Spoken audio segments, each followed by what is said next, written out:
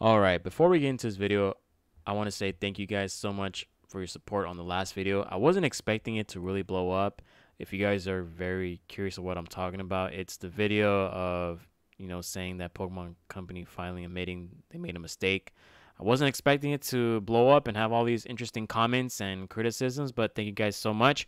I'll put that at the end of the video. But, of course, today's topic is Pokemon games needing voice actors. And I'm not talking about the side or spin off games because, they're well more developedly matured than the actual mainline series games, which is kind of crazy to say in 2023. But games such as Scarlet and Violet, Sword and Shield, there are the perfect games that require voice acting. And I feel like I want to keep mentioning this in regards to Pokemon games in particular. You cannot run the same traditional formulas for 25 years and expect the same results. And what I mean by results are like the same satisfaction from your consumers or the Pokemon fan base, because eventually it's going to run out very thin on some people. And people like me, I know some of y'all think I complain, but it's just more so constructive criticism because we do want to see quality of Pokemon games, increase. I mean, it's 2023. I'm not expecting, an 8K Cyberpunk 2077 Pokemon game, but something that entices both the younger and the older audience. So, yeah, I think Scarlet and Violet would have been the perfect games to have voice acting because let's kick it back, for example. Do you honestly remember, even looking at the screen right now, do you honestly remember some of the gym leaders' names? I know a few, but it's been a trend since Generation 6, honestly, that I start forgetting some of the names of the gym leaders because they might look unique, they might have unique personalities, but they don't stand out compared to other characters that you might recognize more in Pokemon games. Scarlet and Violet is kind of a big victim for that because, let's say, for example, I'm going to put my cursor here. This gym leader here, remember her? She's a rap battler. Wouldn't it have been the perfect ideal situation to have her with a voice actor, especially for someone who's rap battling? Like, it's 2023. I am not going to imagine what you as a character sound like in a Pokemon game. Give us a unique character, and sure, a lot of these are unique, but the voice acting would give them a very personalized, a very special trait for us to remember these characters. I mean, if you really think, oh, Pokemon cannot really do it, honestly, all right, let's take a look at a couple examples. New Pokemon Snap, and even I believe the old, original Pokemon Snap, it does have voice acting. And sure, there's only like 3 characters that talk in the game, but again, they got actual voice actors, and those are very helpful to establish, the story, the settings. And sure, Pokemon Snap doesn't have much of a story.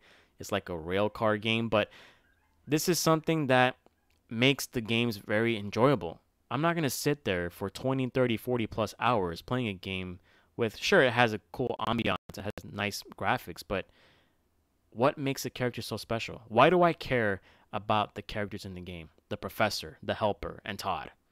How do I know Todd? Because he has a unique voice. I've known him over the years because of his own voice. That's how it is. If you want another example, there's Masters EX, aka Pokemon Master Sex. A mobile game has voice acting. Why not the mainline Pokemon games? You can hire these people, and I'm going to stress this out again, like from my previous video. Pokemon and Game Freak have the financial resources, and they have, the access to essentially anything they want. They're a multi-billion-dollar company, multi-billion-dollar developing team. They can do it. Is it laziness or is it time restrictions? Who knows? I'm not in those general meetings. I'm not in the board meetings or in those eternal team meetings when it comes to financing and what they're cutting or what they're keeping or what they're improvising in the games. But if side games, spin-off games can have voice acting, I don't see why not. After all, Pokemon's name is on their games, right? They're on the games. They're Pokemon games. That's how we know. And obviously, if you want to talk about a competitive point of view or outside point of view, Zelda. I mean, Zelda, a franchise has been around for more than 30 years.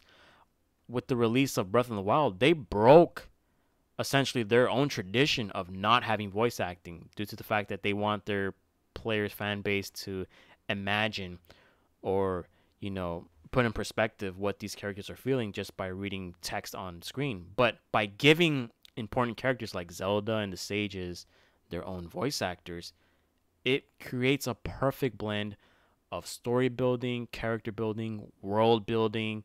I mean, there's a reason why people prefer certain Sages. There's a reason why people fall in love with Zelda even more because of their own personality that gives off on their voice acting. And I truly believe with the downfall of Pokemon storytelling, if you give at least some sort of voice acting to certain characters, not only will help those characters become more believable, more likable, more reasonable, but it will also help with more of the storytelling and world building, especially when Pokemon is transitioning to an open world esque, game like Scarlet and Violet.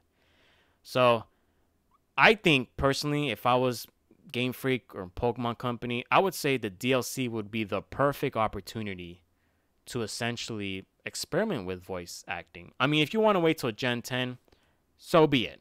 That's if we even get to Generation 10. I mean, it's Pokemon, so obviously, duh. But I think the DLC, given how it's presented to us, obviously, we're probably not going to get voice acting. I mean, it's just impossible at this point. But this would be the perfect opportunity to experiment with such features like that. I mean, again, it's not hard to break the tradition, especially tradition that's been archaic, something that's extremely outdated.